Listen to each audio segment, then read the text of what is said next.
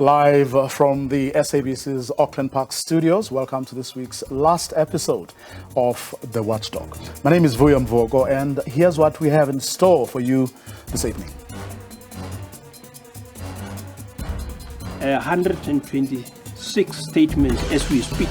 There has been a lot of investigation, as we have indicated, that no stone shall be left unturned.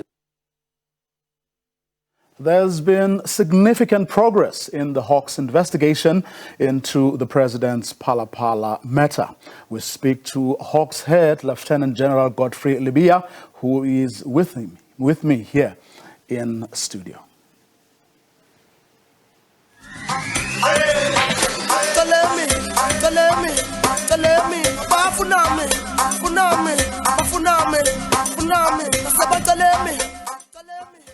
He brings a lot of energy to the new portfolio his boss, President Ramaphosa, is pinning a lot of hopes on to deal with the country's energy crisis. But just how realistic is he when he says, I want to emphasize on national TV, we are going to resolve it. All that and more in tonight's episode of The Watchdog, which starts right now.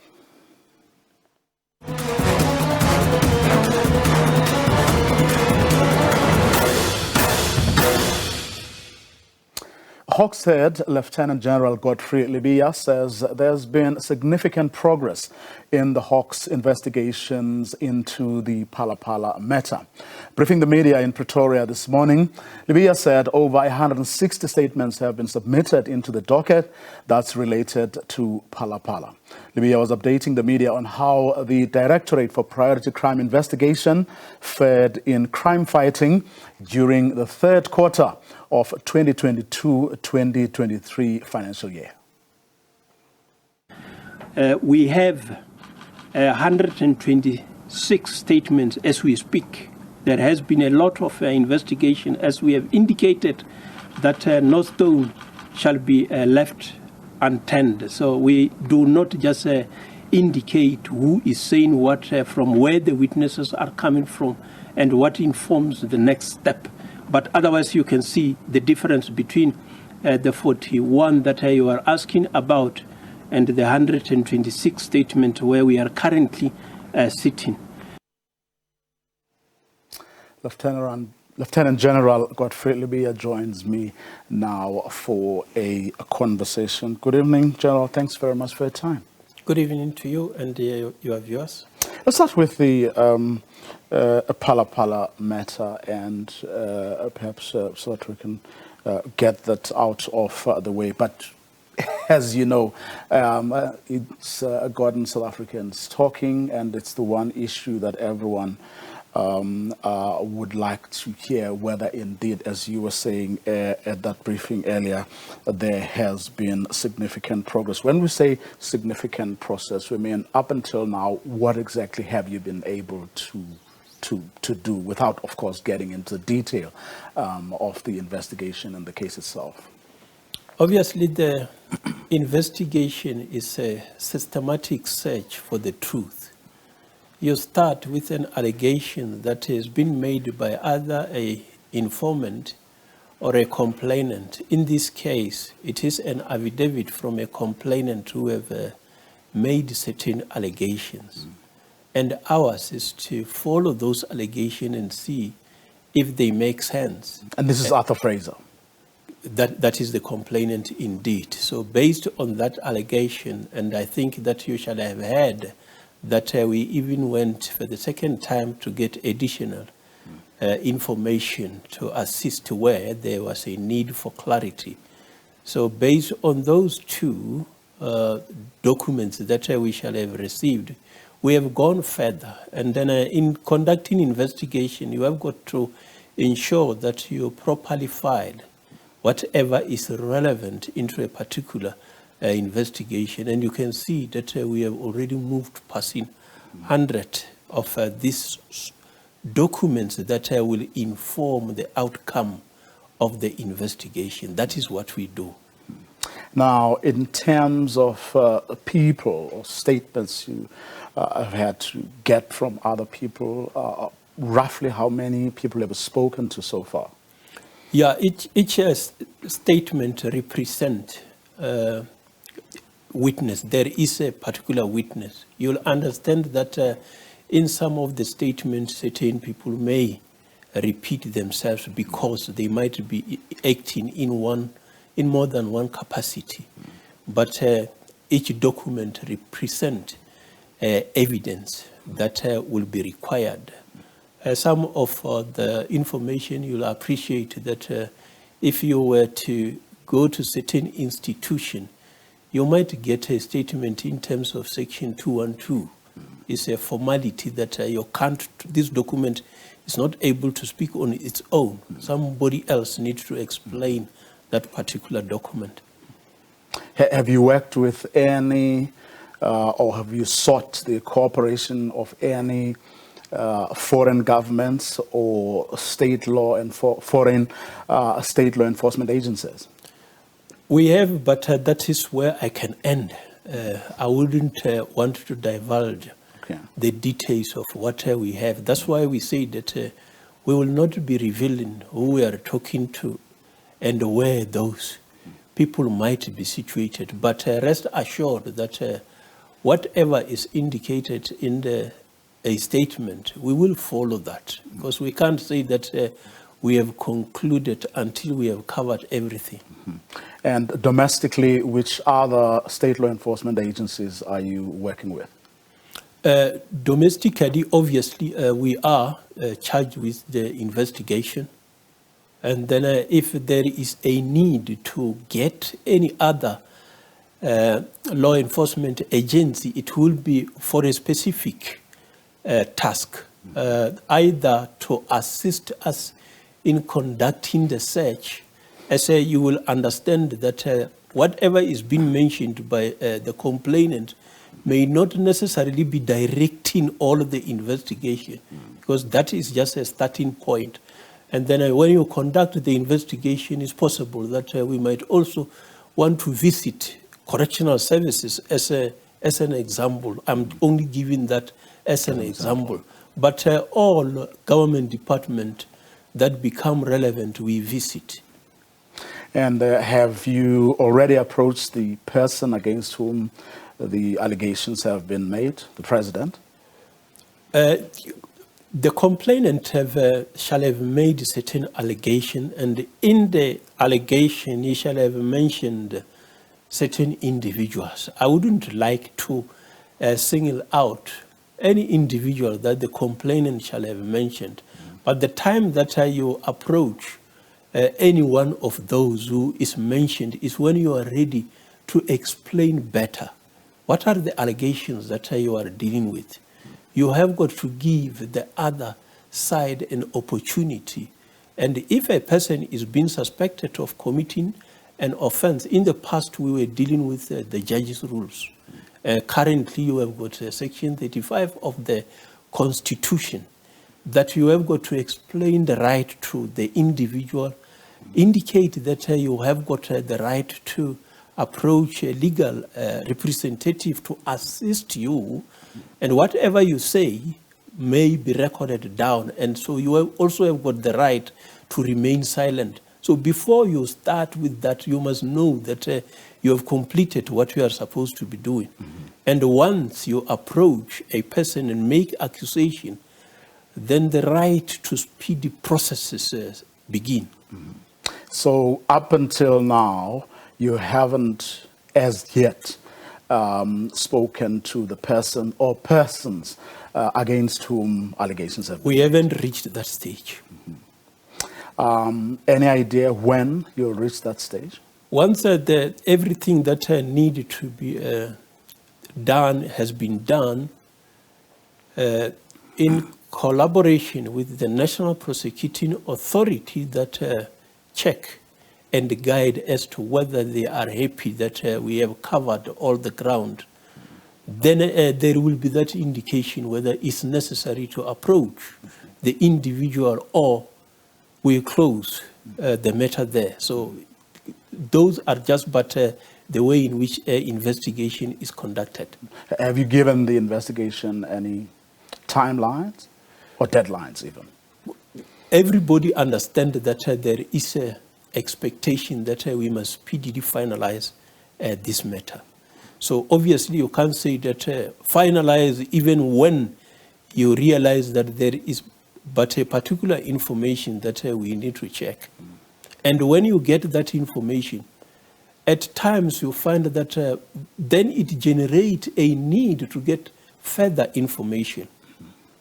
Let's talk now about the work of your directorate. I mean, we know where it's coming from. In years gone by, it was one of those agencies that were seriously compromised by a whole number of people, politicians among them. Broadly speaking, can you now see your way? Do you feel that it's getting better? You're making progress? Yeah, I think that even if I was not part of this, I would have been saying that I'm satisfied. I can see what the personnel are doing. That's why we have decided that let's share with the public, because they don't always see the product that we are putting on the table. Let's share with the public to show what is sitting in the work that we are doing. So I'm satisfied. And if you look at the number of suspects that we are bringing before courts and the number of convictions on a daily basis, the confiscation of the proceeds of crime, be it instrumentality and other exhibits, it shows that there is a lot of work that has been done. You may have seen when we visited the Stilfontein, the number of firearms that we have to seize there, and the number of individuals. Some people will say that, but we are not only interested in those who goes underneath, we are interested also in those who are buying this. And indeed, we have also gone to that level. In that particular matter, you have got one of those who doesn't go underneath, but is buying the material that the individual are looking for underground. But I mean, when we talk, for example, of 803 suspects successfully secured before the various courts across the country in the third quarter of a year. But how significant are these cases when you analyze them? In other words, we're not talking about small-time criminals. I'm not saying these are people who, I mean, your directorate, by its nature, and the name says it all, right? These are big investigations, but just how big, I'm sure, is the question many South Africans are asking. Yeah. If you look at the mandate of the directorate, obviously we are dealing with what South Africans have classified as national priority offenses. Yeah. The other type of offenses are handled by the detectives elsewhere, and then be it IPAD or some other law enforcement agencies. Ours is to focus on national priority offenses. And in this case, mostly you have got a serious organized crime, you have got a serious commercial crime, and you also have got a serious corruption. So it's not only corruption or only commercial, it starts with serious. So we look at what is serious. If you look at, as an example, the matter that is currently on hearing in KwaZulu-Natal, the Durban waste, you can see the number of involving the former mayor of eThekwini. You can see the number of individuals that are appearing at court. You look at the amount that is involved. There are other matters that we are currently working on, and some, you will be surprised to hear that there are more than 500,000 counts that we are working on. And some of these things, of course, take time, which is why we have got to put a team, not in an individual. You look at the nature of the matter such as VBS, we shall have done 50% of what need to be done there. And some of the matters still need to be brought before court. So those, I'm just citing that those are the type of matters that we deal with. Look at the Western Cape, the gang that has been terrorizing some of the members of the public. We had to arrest the leader of an organized criminal group, and including others who were working with that individual. And indeed, we also lost one of our colleagues during that. You look at cash in transit, it is a serious offense. You look at the killing of police officials. Look at those who are stealing fuel from the pipelines. And you look at the impact that we shall have made. Look at the number of expensive vehicles of those who are buying either gold from the illegal miners. So I think when we look, you look generally at the types of offenses that we are dealing with, they are serious. Often we are told that it's a question of, following the money. But is it as easy as all that? In the cases that involve, especially those cases that involve politicians who always have proxies and the like. Yeah, you see that usually nearly all the types of crimes that we are dealing with, people are interested in money. It is that money that maybe incentivizes them to say that let's go and commit this type of crime, cash in transit, robbery, because we need money. That is organized crime. So serious organized crime, you do it because you are interested in profit.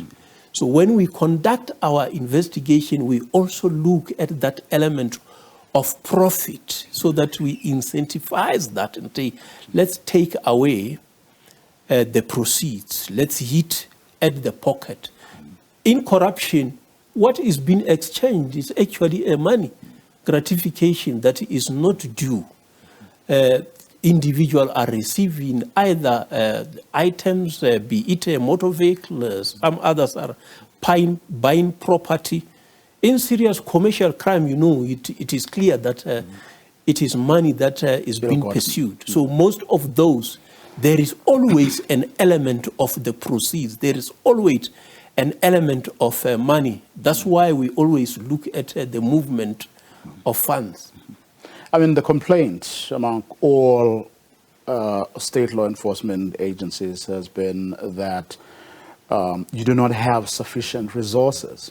I mean, you spoke earlier about saying when you have to deploy a team, you're not talking about one person. You're talking about a group of people. Now, if you need groups of people for each and every case that you have to investigate, that requires a great deal of resources. Do you have those resources?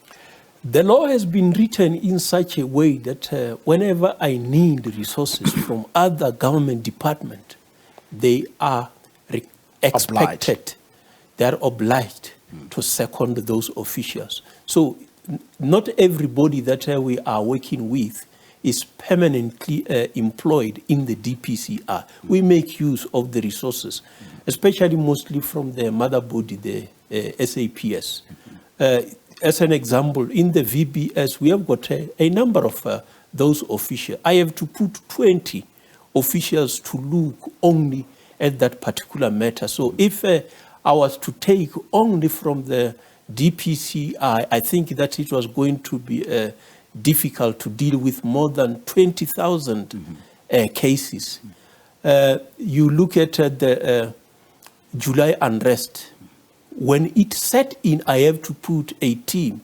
And if you look at the amount of work that needed to be done, it means that I must take from different provinces to focus on that one. So fortunately, the law provides that there is arrangement for secondment. From time to time, we make use of that. We don't only request secondment from the SAPS, but also from other departments. But do you have the kinds of expertise that are needed in cases where you are dealing with rather complicated cases where people have been able to hide their tracks, where they have been able to employ the services of accountants and lawyers who are adept at hiding things, and will come up with like complicated schemes that are not as easy to unravel? Yeah, we have got the experience to know where to find a solution. Part of the investigator is that it's not necessarily that you have got to know everything. You don't necessarily have to know how a doctor is able to prove that the cause of death in a person is this. What you need to be knowing as an investigator is to know that I need a pathologist to come and prove this point. This is my question that I need an answer. The same apply where you really need chartered accountants. We make use of the services of chartered accountants. I'm building that capacity. Already I've employed some chartered accountants. We are building that capacity within so that we don't only rely on external chartered accountant firms. Now, we're having this conversation against the backdrop of a country that's just been grey-listed. And from what we've been told, we've ticked most of the boxes as a country, but we still have a problem is with the law enforcement. In other words, the arrests, the prosecutions of people who may be in our country or outside, but using our country as a place where they can conduct in one way or the other transactions that may benefit terrorist organization or for the purposes of money laundering and the like.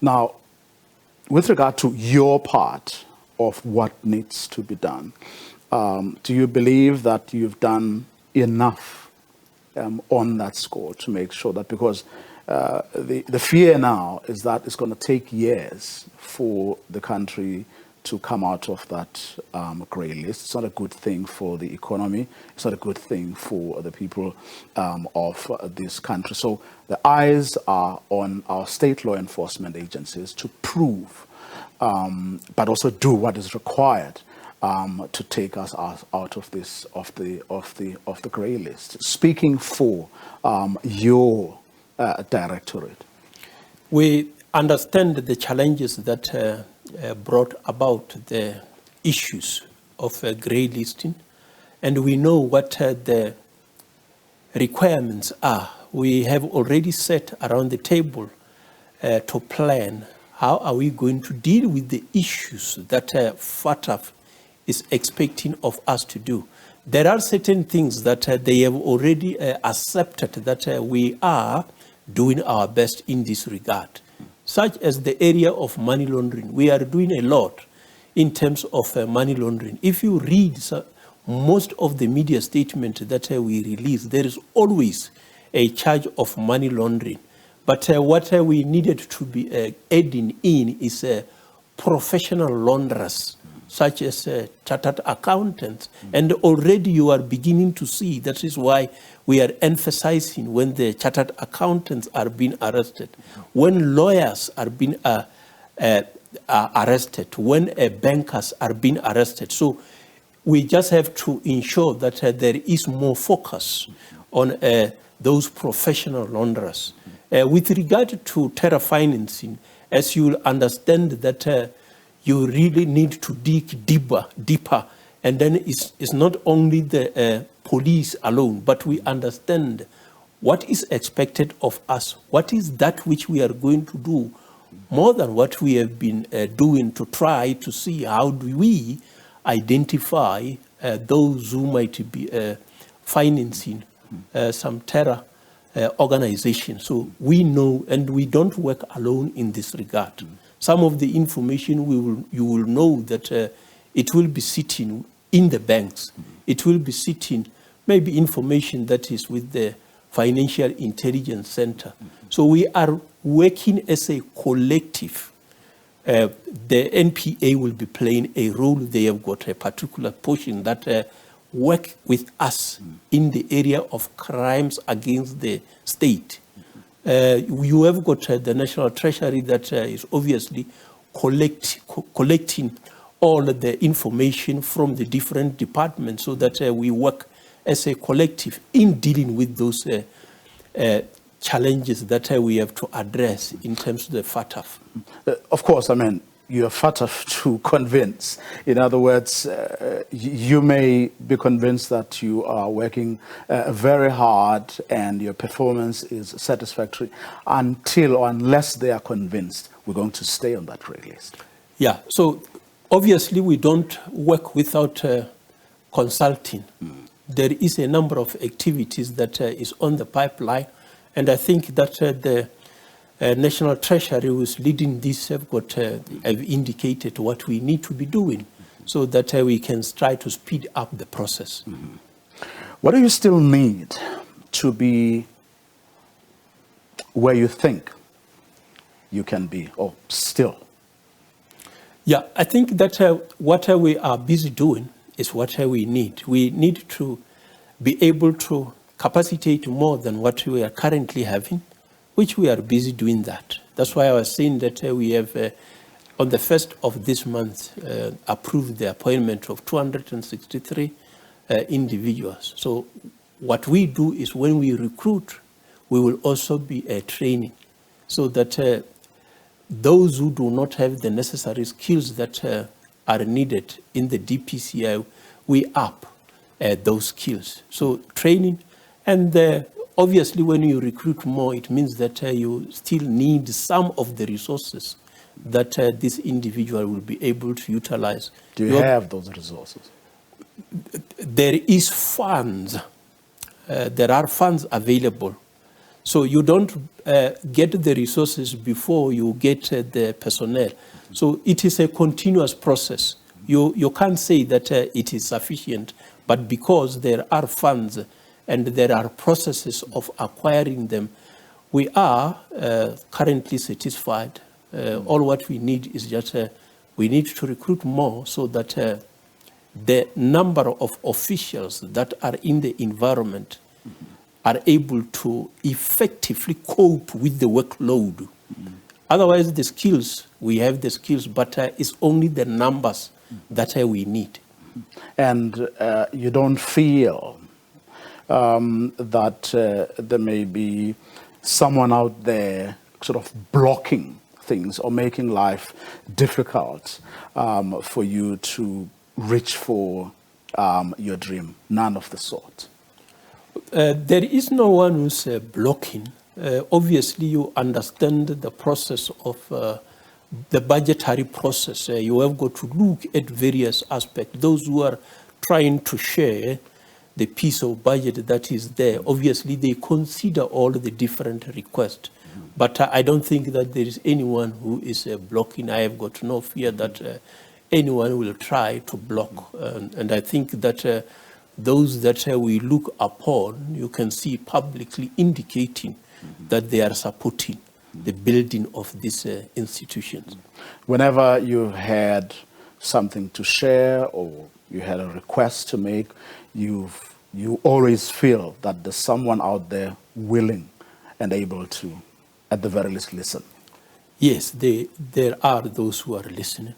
And I think that we can't complain because there are mechanisms available to raise. Where we do not agree, I think we raise it and then see what is the different view from the other side. And of course, I mean, back where I started, one of the things that, well, probably the biggest thing that led to the unraveling of this directorate was political interference and people using the directorate for their own selfish reasons. There hasn't been any interference. You are doing your work without any fear or favor. You know, there is a provision that has been built in the law. When they amended the law, they have built a provision where it is indicated that the DPCI, we take an oath when we come into the DPCI, and we say that we shall be doing our work without fear, favor, or prejudice. And every time when we come together, we read the oath of that is applicable to everybody in the SAPS, that we call it the Code of Conduct. From there, we read the oath of office. We take an oath when we come to work in the DPCR. And anyone who feels that there is interference, then you have got an office of the judge that is readily available. You see, the system have provided mechanisms. So you can't be saying that I'm going to stand queue at court trying to find the court that is available. Here you have got the judge that is readily available. And even members of the public that feel that we are not doing what is expected of us, the office of the judge is open, available for them. So we are comfortable. There is no one who have ever attempted to come and interfere with my work since I came in office. We've run out of time, General, but I'm going to ask that we take at least one tweet from people who are watching and who are interested in what we've been talking about.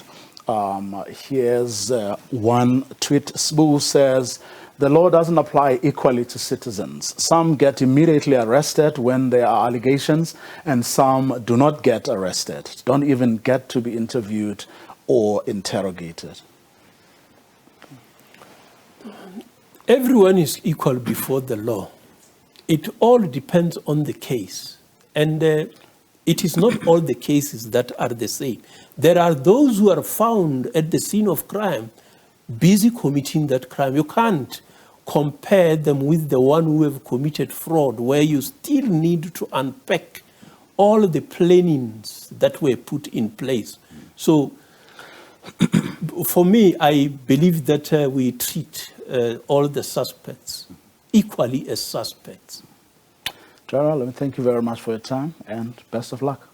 Thank you very much, sir. Thank you. Thank you so much. After the break, he brings a lot of energy to the new portfolio. His boss, President Cyril Ramaphosa, is pinning a lot of hopes on to deal with the energy crisis. But Khosienzo Ramaphosa is going to need more than physical energy if he is going to solve the country's electricity problem.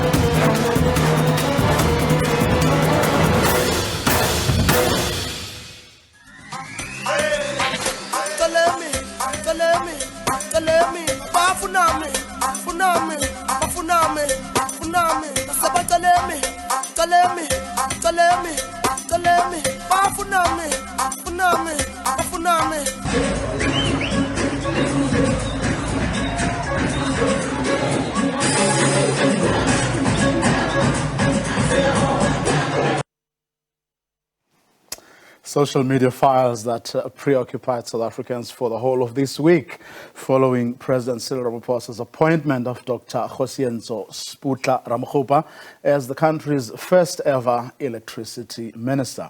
Yesterday, Dr. Ramaphosa sat down with my colleague Samkele Maseko. Here's a little insert from that interview compiled by Nhlanhla Kgatlan. That is not just doable, we are going to do it. The new minister putting his head on the block. As many South Africans' patience is running out, the electricity minister says he's optimistic that load shedding can be resolved. I want to emphasize on national TV, we are going to resolve it. When are you going to resolve it? When I come back from that engagement. And at the forefront, to implement the Energy Action Plan. There's the Energy Action Plan that the President has unveiled, and by coincidence it also has got 5 pillars. So the first one is on what we call the generation side. On corruption under the current state of disaster over the electricity crisis, Ramokgopa says to cut the red tape, the state of disaster will come in handy. The point must be made. The people who are going to resolve an improvement in the efficiency or energy availability factor is the engineers at Eskom. They must be affirmed for that purpose, and to the extent that they require any form of assistance will resolve that. So if they come back in this plant and say, I need to replace a turbine, I need to replace that instrumentation, but I have to go through the PFMA, it's taking forever, and we can confirm that indeed the problem is the PFMA, then you invoke the provisions of the Disaster Management Act. Ramokgopa says it will be a mistake not to use diesel while the country is at the state. In December last year, Eskom declared that it had spent around 12 billion rand on diesel. You can choose not to ban diesel, and then you go to higher stages of load shedding, and then the situation becomes catastrophic. And accept that, or accept that that banning of diesel is an intervention that is required to address the deterioration in the energy availability factor. Now, as many South Africans come to terms with the introduction of the electricity minister, it remains to be seen if Ramokgopa will walk the talk, especially after some government leaders before him had promised in the past that load shedding will never bother South Africans again. Ntlanhla Kgatlane, SABC News, Johannesburg. Energy gas expert Jose Moleshe, a regular on this show, joins me in studio for a change. Welcome. Thank you, Will. It's good to be here. Well, he's definitely going to need more than those dense moves, to bring us energy. Definitely, he's going to need more than those dense moves, but maybe they will give him some vavavoom to do what he needs to do. It was interesting. I mean, yesterday, the president saying in Parliament that at some point they'll be doing away with the with public enterprises, because these state-owned enterprises like Eskom would have to go to portfolios where they belong, which I don't know what your take is, because part of I remember when the president made the announcement during the State of the Nation address, people were asking, how many bulls does this crawl, have to have? I don't know whether, I don't know what your take is, whether perhaps his indication yesterday that is going to eventually do away with public enterprises, perhaps is a good thing for a Minister of Electricity, in the sense that he won't have to deal with another bull or fewer bulls, in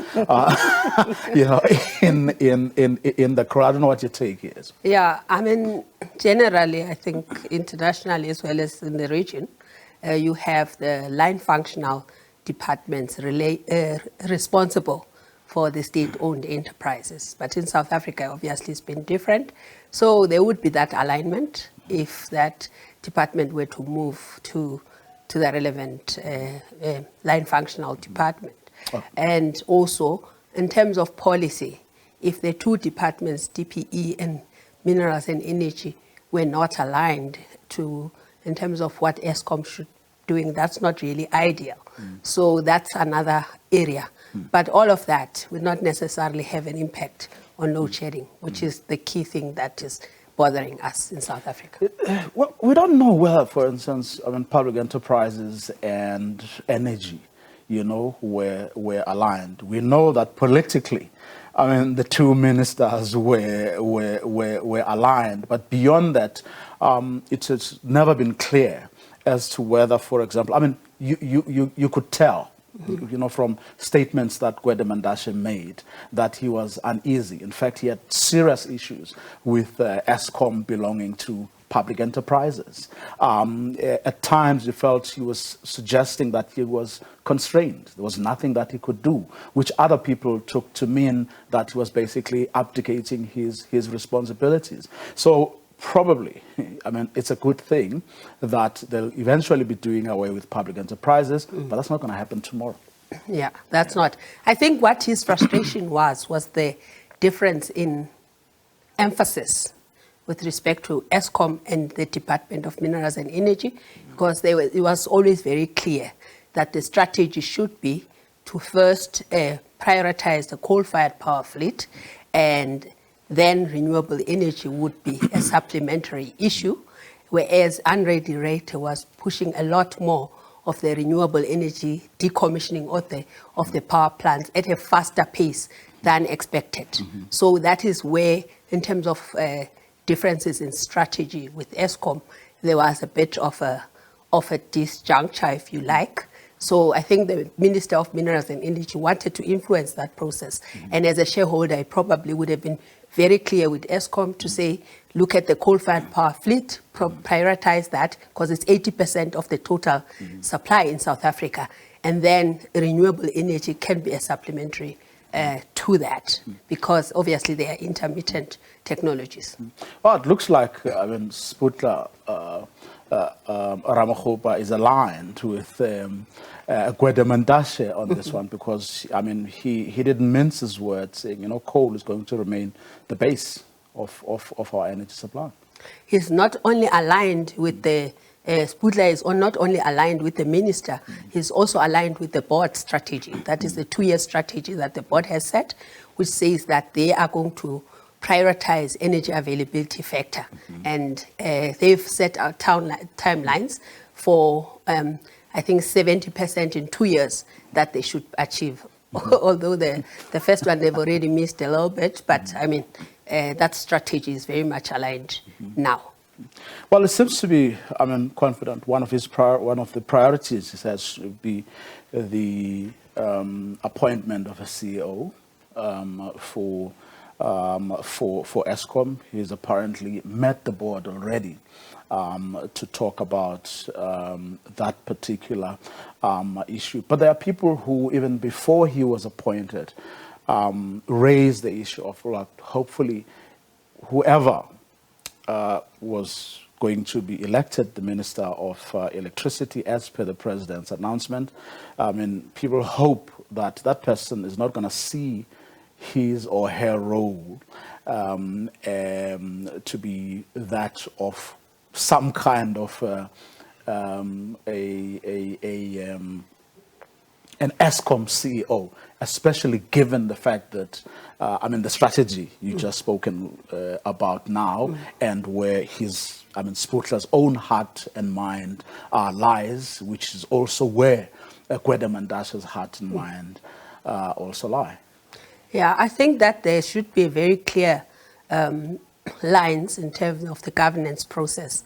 And I think he does understand that, because he does say that he will not be an ESCOM CEO, although sometimes he says he's going to wear boots and things and go to the plants directly. But I think he does understand that the CEO's responsibility, where it ends, where the board's responsibility ends, sorry, and he's as an enabler in terms of the policy to ESCOM. When he makes an example of a PFMA that becomes a hindrance to ESCOM, that shows an understanding that he has, that he will not be directly looking at the power plants himself. He'll be looking at what are the impediments that are on the way of ESCOM, and then he will be unblocking that. Well, I mean, obviously, I mean, he just said it again, even now. He'll be relying a lot on the State of Disaster Management Act and the regulations that have come through. But the question is whether they have built, you know, into these regulations, what they have come up with is actually going to give them the agility that they hope, you know, that this state of disaster is actually going to give them.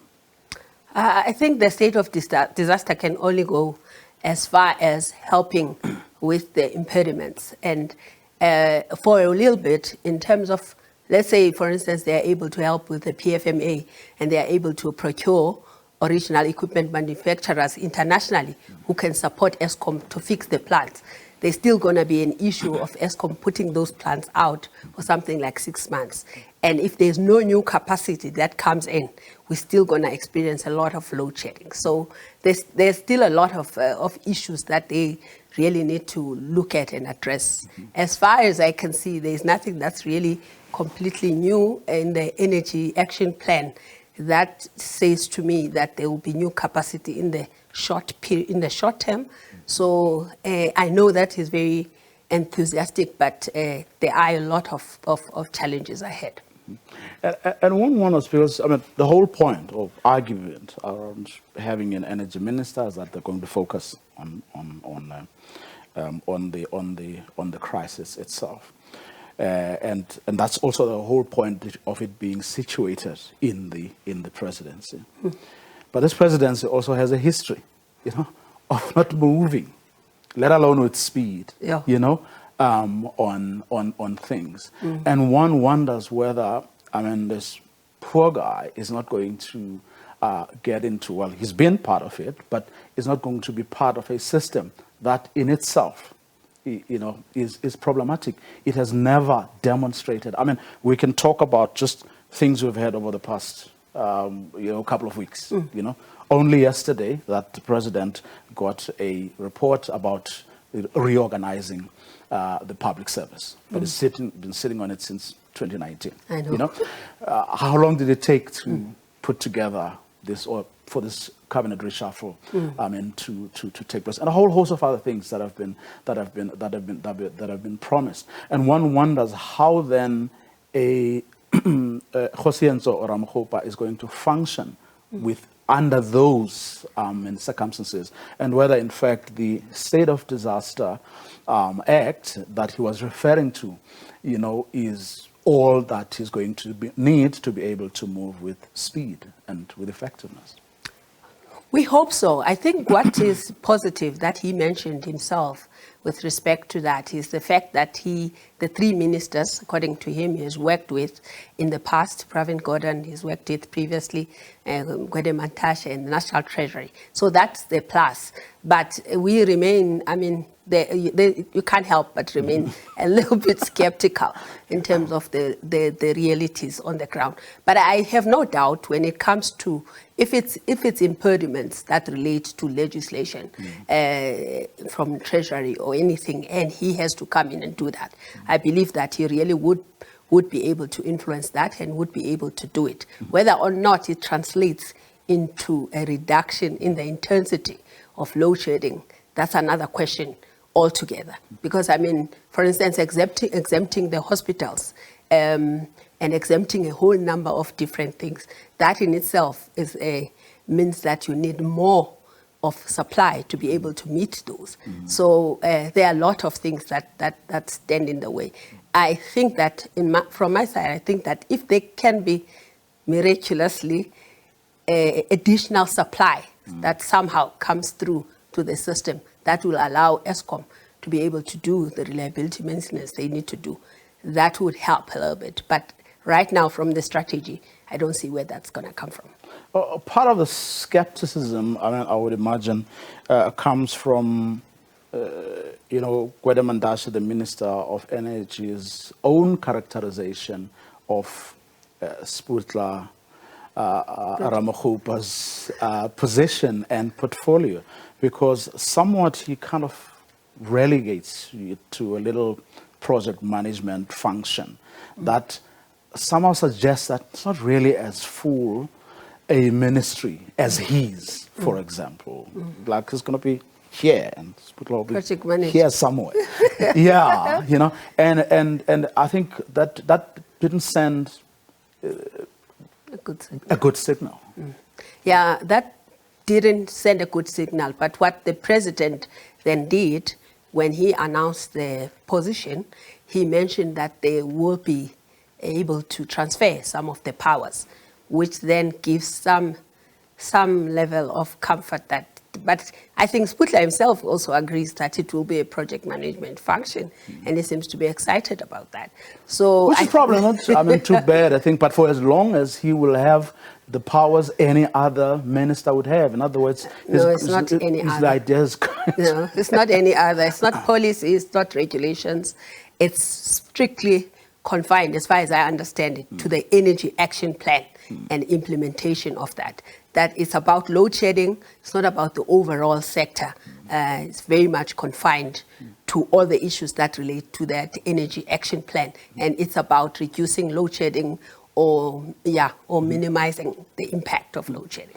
But I mean in terms of power and authority, in other words, he's not going to be shut up. You know, if the big brother says, "Hey," I mean in that sense. Yeah. Yeah, no, it's going to be tricky because the Minister of DRE has a very strong personality and is very certain about what direction should be taken. And I think where there's an alignment with that, maybe there won't be issues, but there would be issues if there was non-alignment. I mean, the role of alternatives going forward, because obviously much as he has the position he has on coal, I think he has to put as much energy in ensuring that a lot, alternatives come on board in bigger, better ways than perhaps has been the case up until now. And then there again, it's going to be a tricky one, which is why it's also important, for him not to regard himself as some kind of CEO of Eskom, even though Eskom is still going to be responsible for a huge part of our energy needs. Yeah, I think he must carve his niche very, very carefully and stick to that. If that happens, then there won't be any issues. But if he goes beyond that, then obviously there'll be issues. He mentions that the two things that he thinks we will do on the supply side, help Eskom increase capacity and bring in new capacity.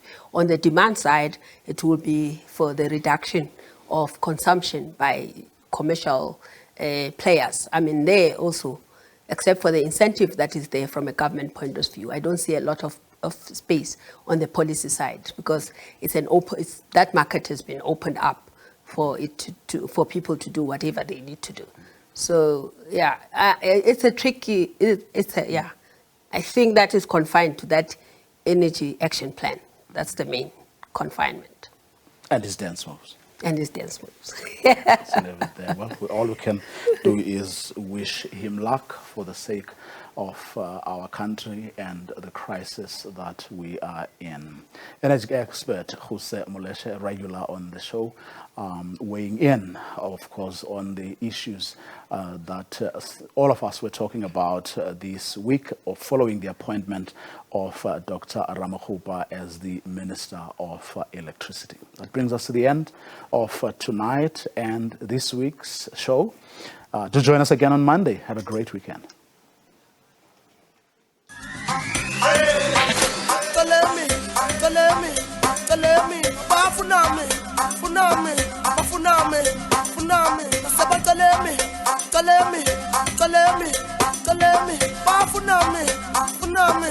Funame.